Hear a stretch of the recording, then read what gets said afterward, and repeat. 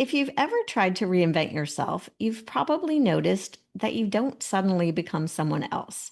You bring your history, your habits, your half finished projects, your old beliefs, all of it comes with you.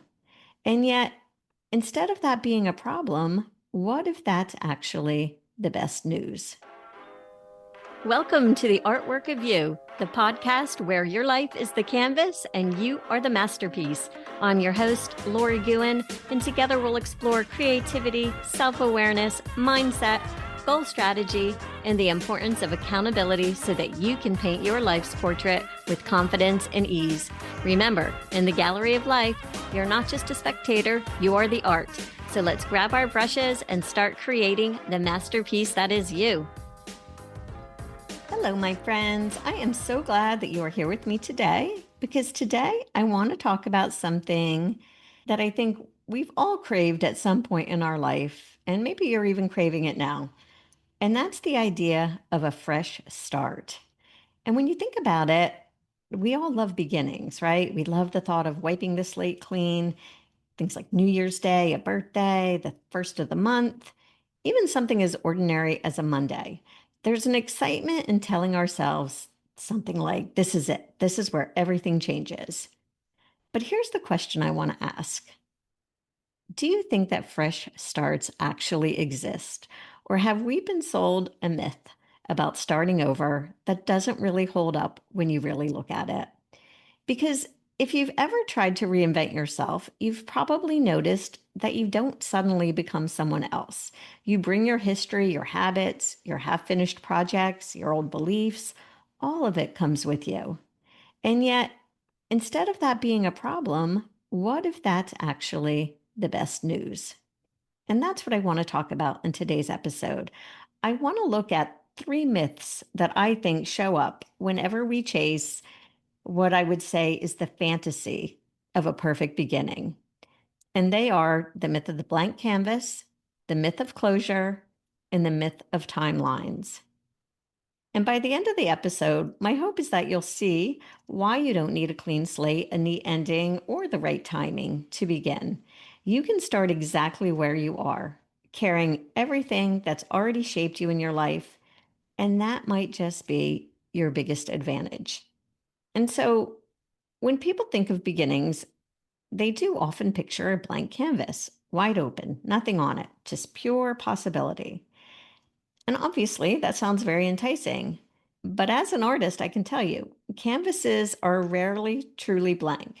There's almost always something there, whether it's a layer of gesso, a bit of texture from the cotton or the linen, even the memory of what I painted the last time when I'm starting something new. Or when I paint over an older work, there are colors and lines and layers that subtly or not so subtly inform whatever I'm going to create next. And honestly, I love that because those layers give the new painting depth and they make it more interesting. A perfectly pristine canvas is not necessarily more powerful. And I would say the same is true for us. When someone says, I just want a fresh start, what they really mean is they want to forget everything that's come before. But the truth is, as you know, you don't get to, and you don't need to, because you're not a blank canvas. You're, I would say, more like an underpainting, a whole collection of colors and textures that make your next beginning richer. And as you know, I started painting in my 50s, and I did not come in with an art school training or a traditional path, but I did come in with decades of experiences teaching entrepreneurship, raising a family, learning how to think strategically, even the failures and traumas I had already survived. None of that disappeared just because I picked up a paintbrush and wanted to create a new version of myself. It all came with me and shaped how I approached the work. It's the same with coaching clients. They don't show up as blank slates. They bring their history, their habits, their mindset, of course, their doubts. And while sometimes they think that's baggage, I like to see it more as raw material. The past is what gives their future shape. And so maybe the problem isn't that we don't get blank canvases. Maybe the problem is that we ever thought we needed them in the first place. Because beginnings are always built on what came before, and that does not make them weaker. In my opinion, it makes them stronger. And so, if the blank canvas is one illusion that we cling to, I would say closure is another. We tell ourselves things like, I'll move forward once I have closure, once I've wrapped it all up, once I understand why that happened, once I feel done with it. But have you ever noticed how closure is never quite as neat as we imagined? Endings rarely, if ever, come with that proverbial bow on top, right? An ended relationship doesn't give you every answer you wanted. A job that you left or were fired from, they don't hand you a perfectly wrapped up narrative. Even a project that you've finished can still leave you wondering if it's really done. In fact, sometimes the unfinished is what lingers and teaches us the most. I've had many paintings that looked unresolved to me, like they were missing something, and I'd go back again and again, contemplating what to add. And then one day, suddenly I would realize that it was complete as is. And all of a sudden, it would become one of my favorites. And the incompleteness is part of that story. And life works the same way too. Closure doesn't mean erasing the past or having a perfect explanation. It's more about choosing to integrate what happened into who you are now. And sometimes closure is as simple as saying, I don't need every answer to move forward. I'm taking what I have, and that's enough.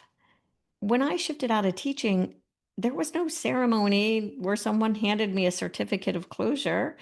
There were still so many what ifs. There was still a lot of uncertainty. But waiting for perfect closure would have kept me stuck. So instead, I let it be unfinished. And that's what gave me the space to fully step into being a stay at home mom and a business owner and a real estate investor. So maybe closure isn't something we receive, it's something that we decide. And just like the myth of the blank canvas, realizing this is actually very freeing because if you stop waiting for closure, you don't have to pause your life until everything makes sense. You can start again anyway. And even if we let go of the blank canvas myth and we stop waiting around for the perfect closure, I would say there's still one more illusion that sneaks in, and that is timelines. We love them, right? We love to map out our lives like some kind of mile marker on a highway. Oh, by 25, I should have this. By 30, I should be here. By 40, I should be further along.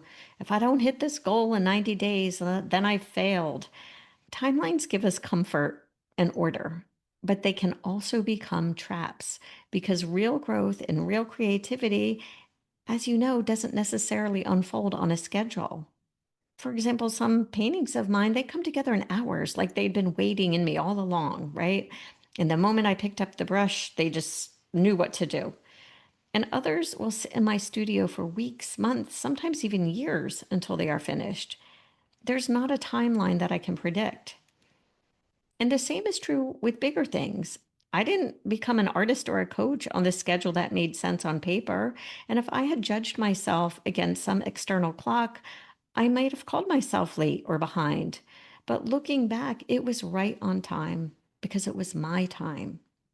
And now, don't get me wrong, I do love good structure. I use 90-day plans with myself and my clients all the time.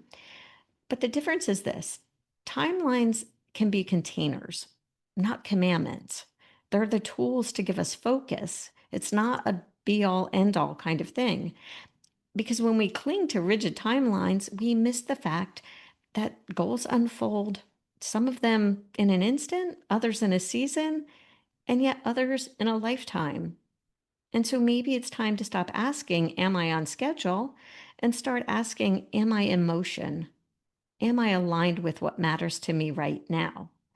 Because progress is not measured by the calendar. It's measured by whether you're showing up again and again for the life that you want to create. And when you step back and look at these three myths, the blank canvas, closure, and timelines, you start to see a common thread. And that is that we've been conditioned to believe that beginnings have to be neat. We think we have to arrive spotless and prepared with no baggage, no questions left unanswered, and a clear map that says exactly where we'll end up.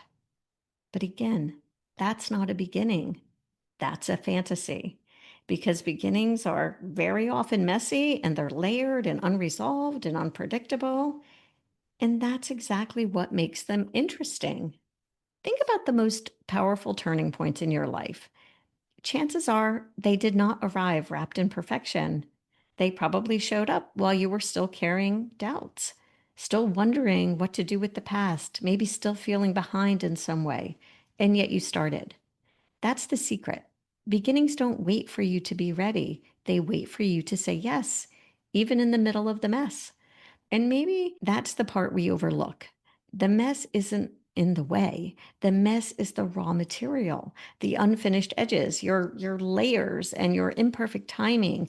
Those are what give your new chapter its texture, right? And its depth and its uniqueness.